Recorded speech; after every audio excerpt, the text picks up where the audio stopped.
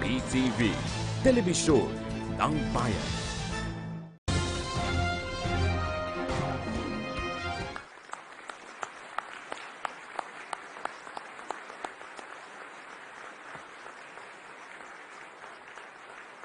Kindly sit down. Salamat po.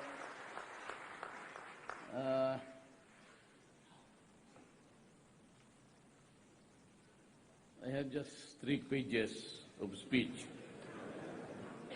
I could, from experience, be through after 2 minutes and a half. Then I shall bid goodbye to you all. But,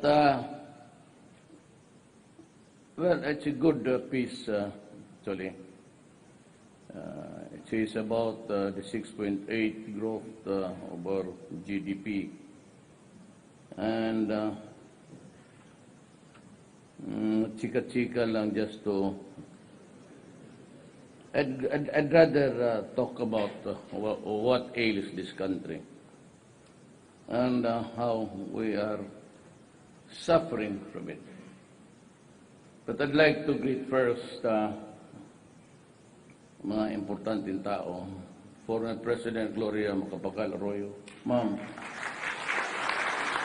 Justice Secretary Italiano Aguirre and other members of the Cabinet, Excellencies of the Diplomatic Corps, Mr. Angel Nungu, President, Federation of Filipino-Chinese Chamber of Commerce and Industry, the Honorary President, officials, and members of the Federation of Filipino-Chinese Chamber of Commerce and Industry, members of the business community, fellow workers in government, my beloved countrymen.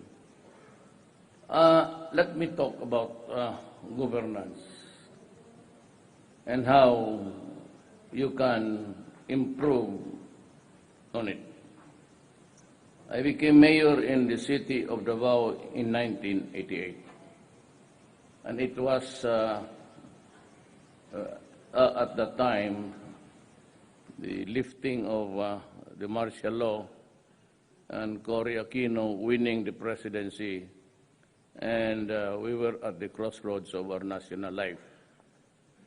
I was taken out of my job then as prosecutor and was appointed OIC, Vice Mayor of Davao City, but only for the reason that my mother refused the position. She also excused herself and wala na silang makita.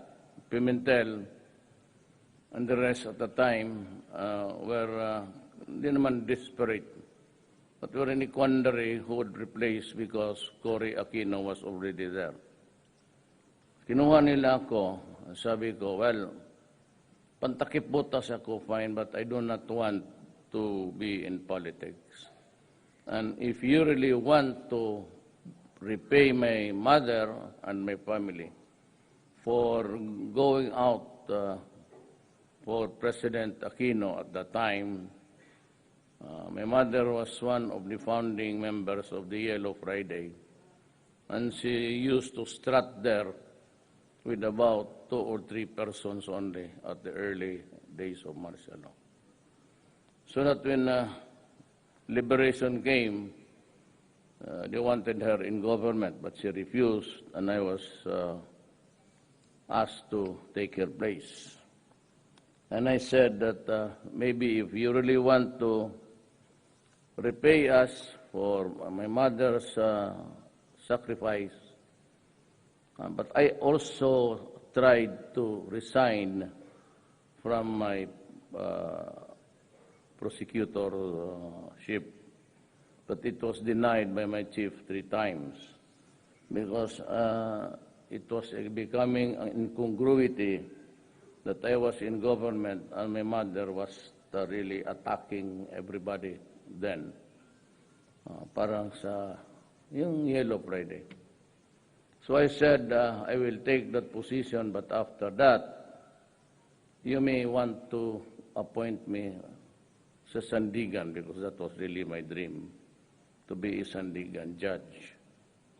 But as fate would have it, I quarreled with the acting mayor also over an appropriation of money for the celebration of Araw ng Davao, which was pegged at 1.2 million. And we had little money then. It was about what remained in the coffers was only about 6 million plus. So I objected. I could go with 500,000, but that's too expensive.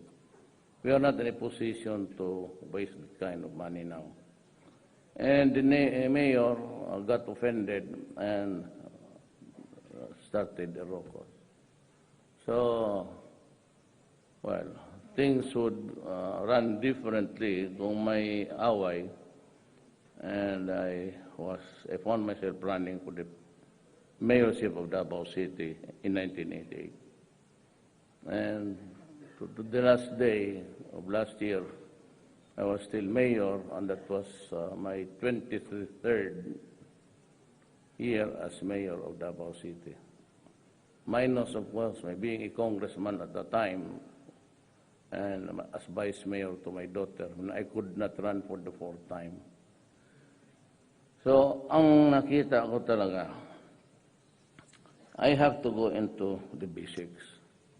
Huwag na lang tayo yung mga economic theory because ang tin plate ko kasi sa Davao. Davao ay controlled crime. Most important thing is that there has to be law and order. I hold it as an article of faith that no development could come to the Philippines, Manila, if everything is topsy-turvy. When there is corruption and the place is with so many rats, criminals going, kidnapping people, and even if the ransom was already paid, a lot of Filipino Chinese were kidnapped and nothing was heard from them on. Mahirap yan. That is a country that is in anarchy. And the drug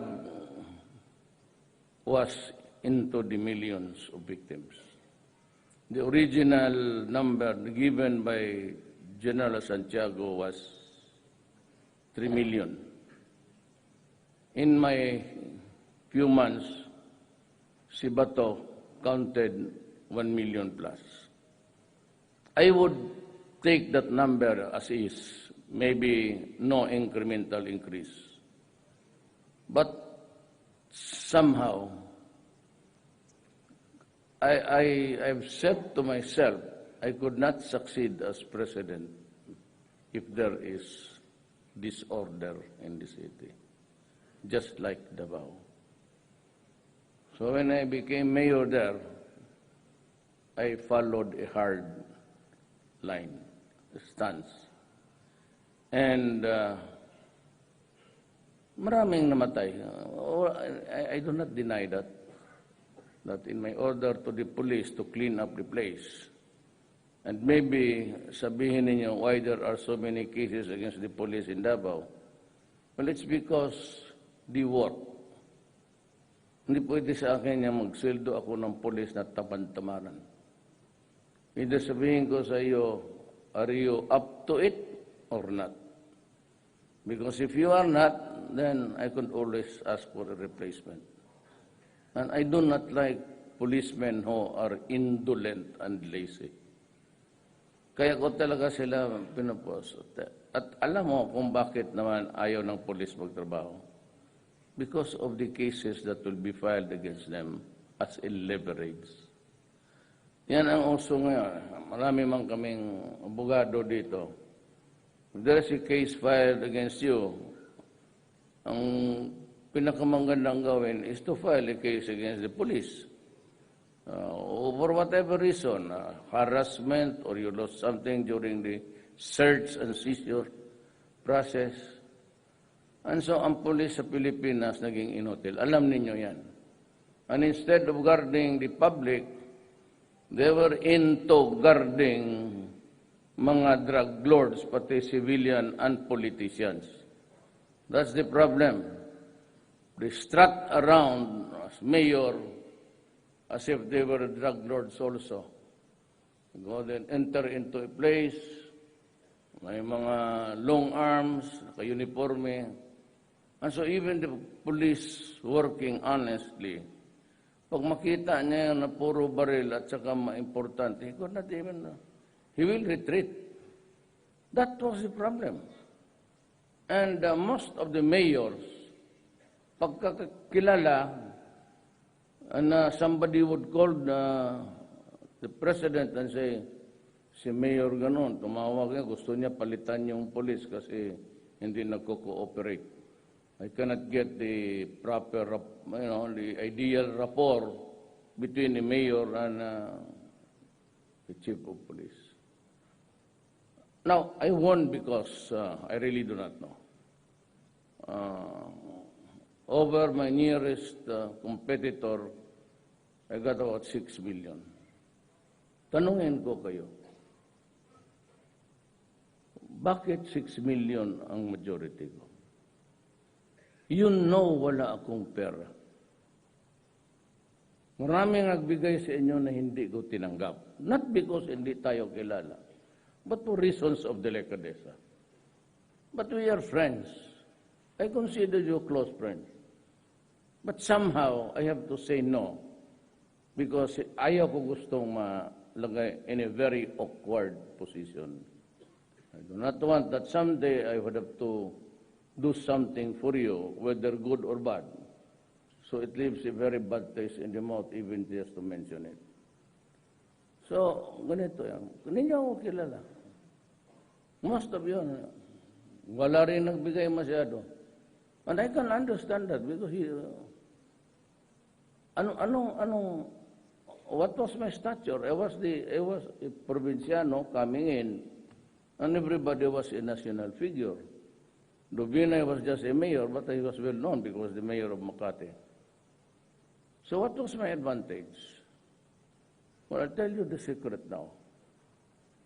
Wala akong pera, but yung mga apat doon na kandidato, they were mounting so many issues, but not the basic ones.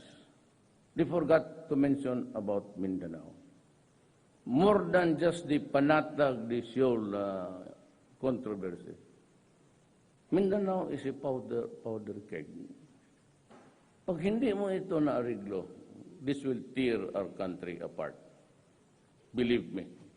I'm telling you now that if you cannot give the Moro people at least a semblance of a federal type of government and allow them to control the areas they now occupy, we will have a continued war for all time. Believe me, because ang lula ko Maranao, ang lolo ko Chinese mother side.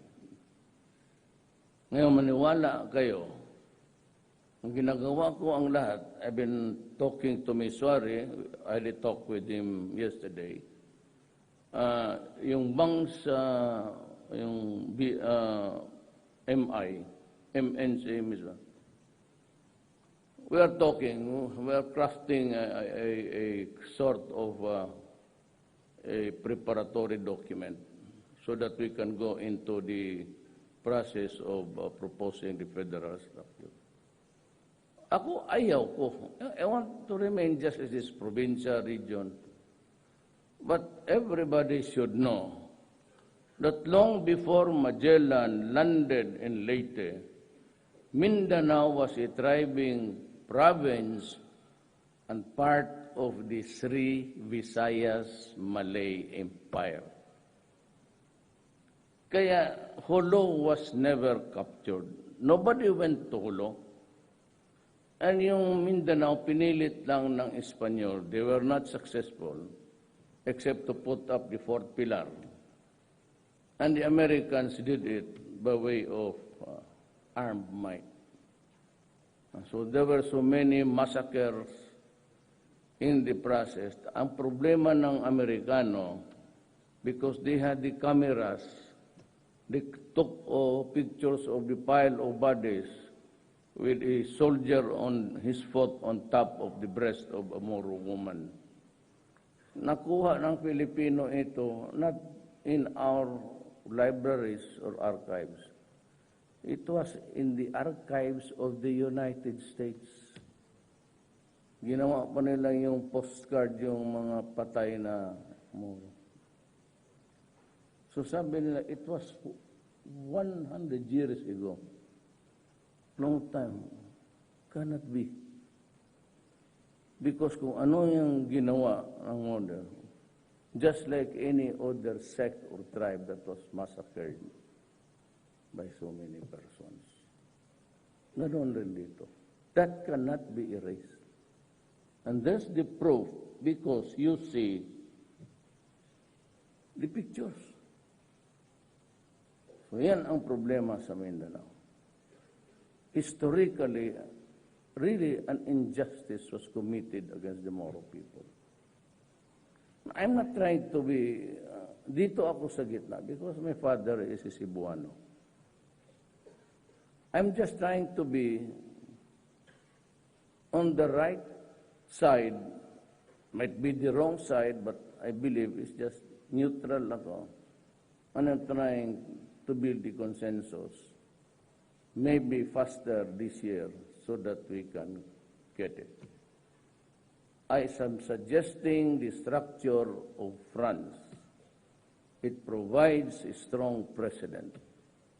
Hindi pwede dito na without a president kasi we are an archipelago. So many islands to take off. You must have a strong precedent. Few powers, power to declare war, power to whatever. In emergency, he rules. But you can have a parliament like France, but you have to have a president. Now, the presidency will provide the election of the president. And I will tell you now, if they can hammer it out within the 4th or 3rd year, para wala na lang gulo, I will step down as president of this republic and allow the federal structure to bloom. Tanggapin na lang natin yan pag hindi magulo talaga. Ano sabi ko, hindi niya ibigay. There's a possibility that there will be a breakage in this country. Hindi na magpalugi yan ngayon. They are taking advantage of my term because I have a blood which mixes with the Mindanaoans. So we have to have peace. Otherwise, they cannot develop Mindanao. But dito sa Maynila, it's pure criminality, brigands, kidnappers, pati yung mga droga. Itong droga has affected 4 million Filipinos. It has reduced a number of Filipinos as slaves to a chemical to make the drug world rich. Yan ang problema. We have new slaves whose minds cannot work anymore. Because the forensics of the America says that if you use shabu 6 months to 1 year, your brain will shrink. And if it has already shrunk, then sabi nga, rehabilitation is no longer possible. So paano yan? And if you take a look at the previous records in the past, no particular administration, you will find out, and we will give you the figures, almost 77,000 drug-related cases all throughout the years. And we never knew that narco-politics was already in. 40% of the barangay captains are into it. And about 700 municipal mayors and a few city mayors. Yung si Albuera, yung sinabi nila sinalvage ng police dyan sa jail, was the one who was running the show. And I was really very surprised because Bohol is a very peaceful country or province. At the take into account the Bohol tribe, they are the most peaceful and pacific. Ayaw ng gulo. And yet I was surprised when I became mayor kasi ganon kalawak. When I was mayor, I knew that there was a problem of drugs and the peace and order of the community was affected. But I said, and I'd like to repeat it, I said, criminals, you go out of my city because if you destroy the economy and deprive us of our daily bread, I will kill you. If you continue and destroy the youth of our land, our daughters and children, we are not rich. Someday these guys, ang anak natin, our daughters, they will buy the oxygen for you when you are sick, when you are old. They will buy the medicines, and they will spoon-feed you for your porridge or lugaw. That is how the Philippines would develop. Nobody is richer that can say, my savings, I can stay in the hospital 3 months, complete with medical care and everything. After that, I should die because that's it. I would have exhausted my money.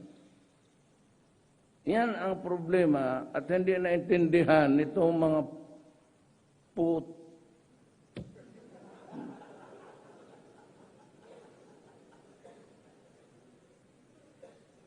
And they would say that 10,000 were killed, and this Albuera was killed inside. Did you grieve for the son of a bitch? How many lives did he destroy? How many Filipinos now are insane?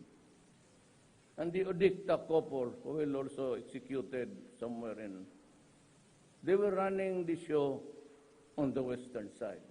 Yan sa Iloilo. Di ba, initially I said Iloilo was the most, sila yun eh. And these human rights would grieve for all of these idiots who were born into this world just to destroy their fellow men. We cannot seem to be, we cannot understand each other here. I am a mayor. I do not run after these guys. I am a mayor. I was a mayor. I build a city. I am now the president. The least of my worry is the EU. I have to build a nation. That's why I went to China. I went everywhere. I just came in from Thailand because we are really poor and we have to improve the economy. And I would like to thank China alone for helping us. And initially, the 10 billion investments that they promised, where in the world could you find? China promised to build 2 bridges dito sa Manila, libre, gratis.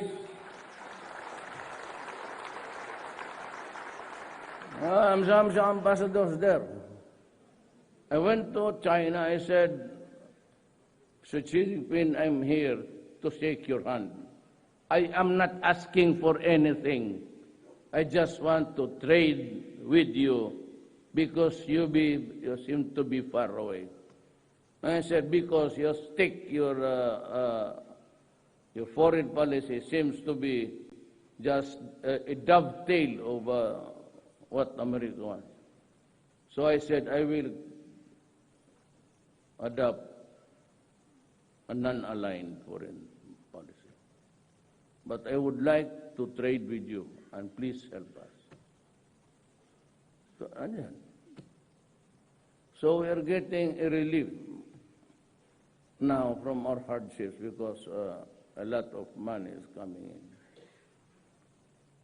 Ang EU, they communicated to us, and they want a health-based solution for the drugs. Ano mga putang ina niya? They want us to build clinics. Then that we should, instead of arresting or putting them in prison, pareho doon sa ibang countries, you go there and if you want shabu, they will inject you or give you shabu. Then you go out. Then if you want marijuana, there's a place there. Government sponsored idiotic exercise. Then if you want cocaine, they will give you cocaine. And if you want heroin, they will give you heroin. And our people will just go there and consume every chemical until kingdom come, until they are crazy. Like the 4 million contaminated, I'll give it a very liberal increment of something like 700-800 out of their minds, shrunk brain, and they are all over the Philippines. Who will answer for this? Who will answer for those who died? The 77 children, almost every day you look at the papers, a child 1 year, 2 years, 3 years, raped and killed. Who will now answer for this? EU, the United Nations, the Human Rights Commission. How about the lives of the innocent people killed because of shabu? Hold up sa jeep, sa truck, then they go inside houses and rape the mother and all of the children there. Who will answer for that injustice? Son of a bitch, you are worrying about, it's not 10,000. I will place it at 2 for those who resisted arrest and were killed. I will answer for that. I will take the consequences. My order was arrest them if possible. But if they confront you with a violent resistance, and if you think that you will die, potang ina patayin mo.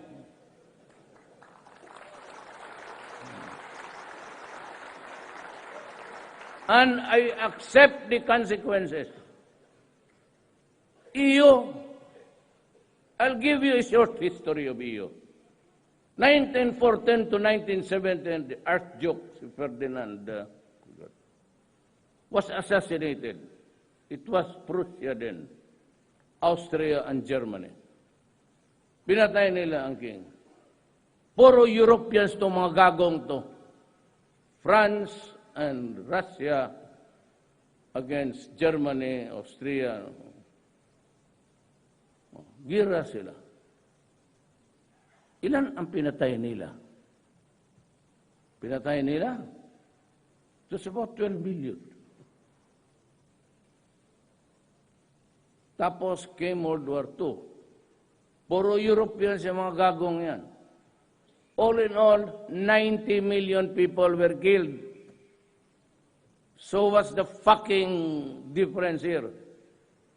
Were the consciences of their forefathers better than their conscience now? It's easy to criticize. It's easy to point out mistakes. My God, you trace your history. You are also washed your hands with blood. Why are you suggesting a stupid solution?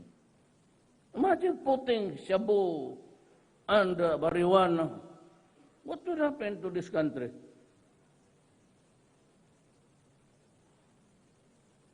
This drug war will continue until the drug lord is killed and the pusher taken out from the streets. Wala akong magawa. There is the supply, pero kung wala na itong mga no pushers, nobody would parlay. There has to be trafficking. There is a buy and sell of shabu. Kaya ganon, kung wala naman itong shabu, wala itong magawa, but there is the demand, somebody idiot will always be tempted to cook shabu.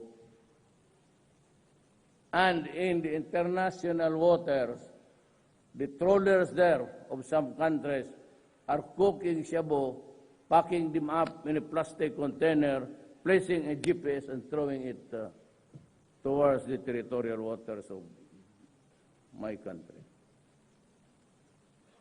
I said, well, just be careful, because if I catch up with you, it's all bingo time. Either you kill me or I kill you. Mahirap yan. What's the procedure of a chase in international waters? And we do not have that kind of resource and everything. So this country needs to perk up. Corruption will stop. Kayong mga negosyante, you businessmen, one of those who can really stop corruption. You know what? You just pay the right tax. And if somebody tinkers with your return, mentioning or suggesting anything, I should be the first to know. You report to me. And I will call the guy. And I've done it several times when I was mayor. In front of you, I'll slap him or kick his ass. Wag kayo, the only thing that the Filipino needs is to be assertive of your rights. When they start to mention asking, you just say, bullshit, putang ina mo. Sabi, Duterte told us that if we are paying the right taxes, I can even kill you if you insist on extorting money. Hindi kasi kayo na nga, do not be afraid of the BIR customs. Tell me, and I will take care of him. Madali lang man magsipa ng tao. Ihulog mo lang dyan sa...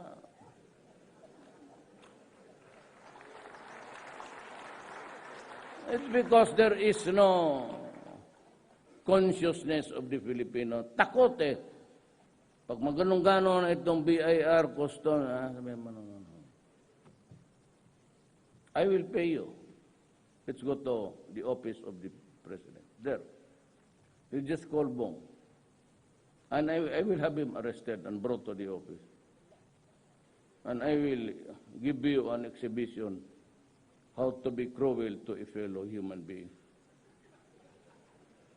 I've done that several. That's what I did in Davao. Said that's why a lot of you have been to Davao. Look at Davao. It's clean, it's peaceful. You can go out at night. Nobody. Ganon. My template, I said, I said, there you run roughshod over human rights. No, of course not. If you are a law-abiding citizen, I will protect you. I would be willing. Not everybody becomes president in his lifetime. I am one of the lucky. I would gladly die for you. I will gladly kill for you.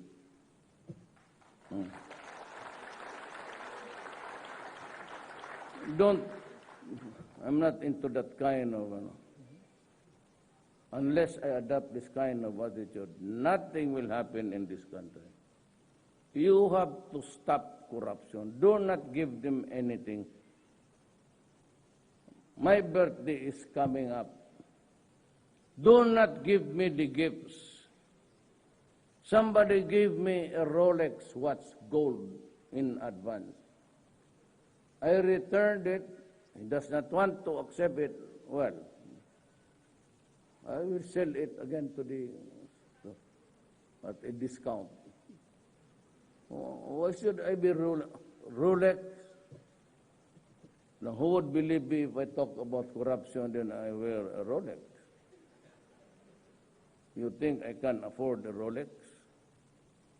That's why I've been complaining also of my salary. That is really what happens if you have two wives.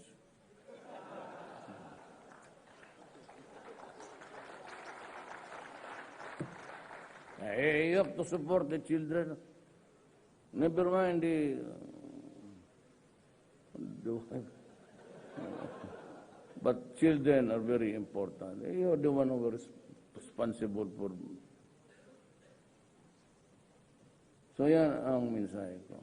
Now, itong criminality, kidnapping, I will deal with them hard-heartedly. The only problem is ang IS has already anointed Hapsilon, Abu Sayyaf leader from Holo. He's now in Central Mindanao. I would like to make public. Do not force my hand into it. Because several times you've been bombing schools, and you even exploded a grenade in the library of the Marawi State University. And last month, you planted an IED in the National High School of Zamboanga. Do not mess up with innocent children. Do not force me into it. I beg of you, do not do things that would hurt the civilians. I can understand if I lose one battalion of army. Anyway, there's a rebellion going on between the extremists and the ISIS and the other factions there.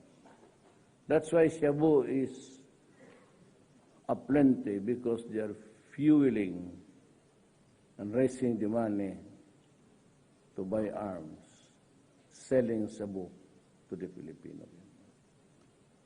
But as of now, I can take it. I can swallow it.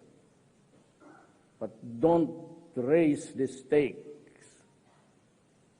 Huwag ninyong taasang mabuti na pati yung mga bata na mamatay na. Because I will not hesitate to declare martial law over Mindanao. Now, let me tell you, there are so many problems in Mindanao, including terrorism. If I declare martial law, I will solve every other problem permanently. You can be sure of that. Martial law, there is no more court. I do not have to go to the court to apply for a search warrant. I do not have to go to the courts to secure a warrant of arrest.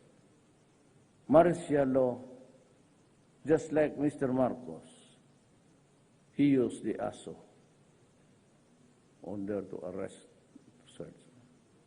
ASO ang tawag nila doon. It's a cruel process, and it is taken care of by the military. So, I said, I'm begging you not to raise the stakes. Because if I were to do that, I will not only solve the extremism, I will solve, I said, every other problem that fucks the island. Please. And the economics, we are improving. I'd like to thank China again. Our exports in banana have doubled, and the pineapple increased by 50%.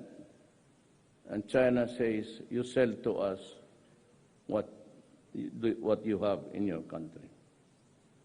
And we will teach you how to improve on the quality before you send them there. But we are willing, we're opening the floodgates of our country in importation because he want to help you. So I would like to thank again President Xi Jinping for being just too kind to us. And I'm going there. I was invited by the President himself. The one road, one belt, one road. It's a very ambitious project of China. And if you have read the 100 Years' War, it is a book about the competition of America and China to be the world power. So it's written by, I read it 3 months ago. The 100 Years' War and the Asia's Cauldron. That's another author. It tells us about China. Me, there is nothing that will push me to something. Anyway, there's the RP Defense Pact. It's a passé now, but it's there. So I will not enter into a military alliance with anybody. But certainly I can choose the friends who are kind to us, those who understand us, and those who do not make imposition. A country has every right, sovereignty, to deal with a particular problem on its own way, taking into account the culture, the prevailing environment. Nobody should really be fucking us with interference. For respeto lang yan, out of respect. Unless you are really into genocide, well, sabihin mo lang 10,000, that's impossible. In Davao, when I was mayor for 23 years, I would say 1,000. No, hundreds. Maybe 300. All legitimate encounter, including the kidnappers. You kidnap a child, you rape a child, ayaw mo mag-surrender, you refuse to bow to the majesty of the law, then the law will break your neck and make you bow. So that is my message today. I have to go home. I'll just limit because those are the only factors that would affect really the development, the progress of the country. It has to be peaceful, then there is no graft and corruption, and you are free to go around. You are not being harassed, molested, or kidnapped. My orders to the police now is this. You ask your beautiful wife and your beautiful daughter to walk the streets of Manila. And if they come home very sound, unmolested, undisturbed, nobody picking on them, then that is the kind of environment that I want for the Philippines. You allow your daughter or son to walk everywhere.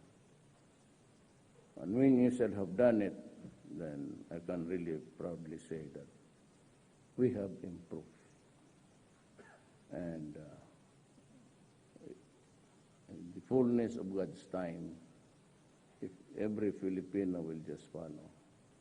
But I have to accompany it with some sort of, you know how it is. Human beings, Filipinos, very hard to make them follow, especially money. For those in the BIR customs, their salaries were just on the side. Tingi lang yun sa kanila. The main money was, they will go to you, assess you 500. Then they would say, okay, 300. Yung 200 amin, bayad mo yung. Ganon yan. I said, I have fired to date. I have fired so many regulators of the LFTRB, transportation, the franchise granting I have asked them, and even the BIR and Costa, about 92 of them. I do not want to embarrass, probably their sons and daughters are already doctors. I just live quietly. I do not want to humiliate people if it can be done. Process prosecuting them takes years. Philippine courts, and even those with evasion of taxes.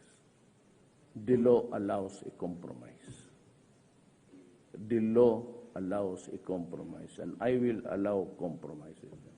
Rather than the other party filing a case, then from the tax courts of appeal to the court of appeals, then to the it will be decided 10 years from now.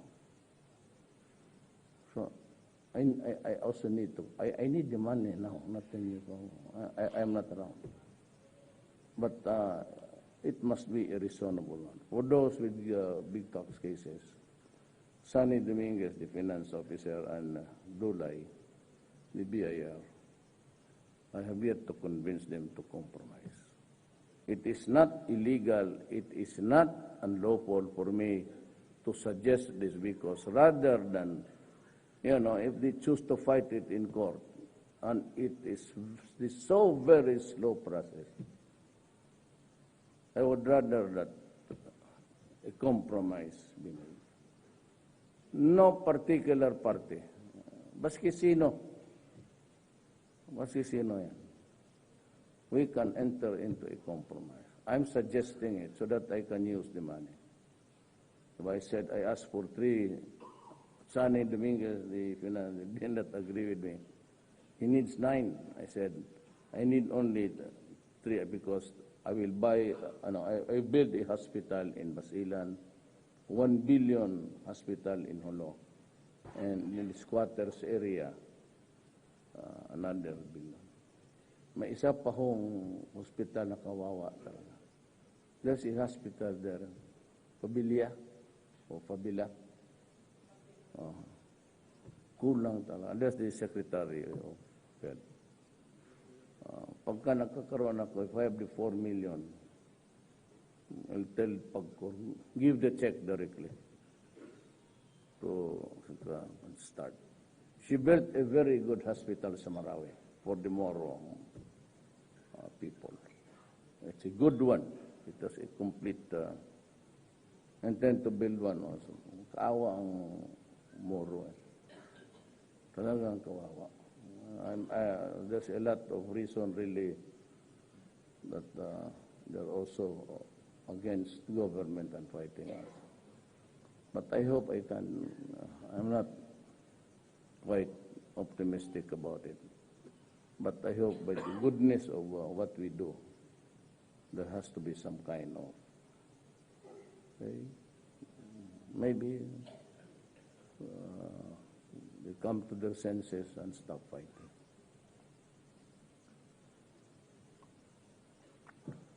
Ma'am Gloria, I have to fly home because meron akong 7 o'clock.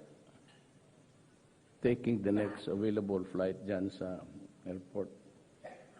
It's good na may other flight. Mamili ka lang Cebu Pacific o yung sa inyo. There's always a flight every hour. So you can only, there are about 32 flights a day to Davao. So I can choose the time, but I have to go there now because I have a 7 o'clock dinner with the Miswari and the Moro leaders. Maraming salamat po.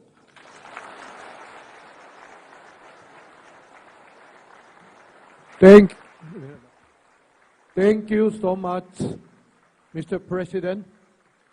And now we shall present a plaque of recognition to the Federation President, Mr. Angel Ngu.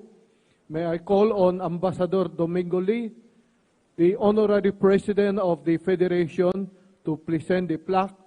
And may I also request President Rodrigo Roa Duterte to witness the presentation of plaque.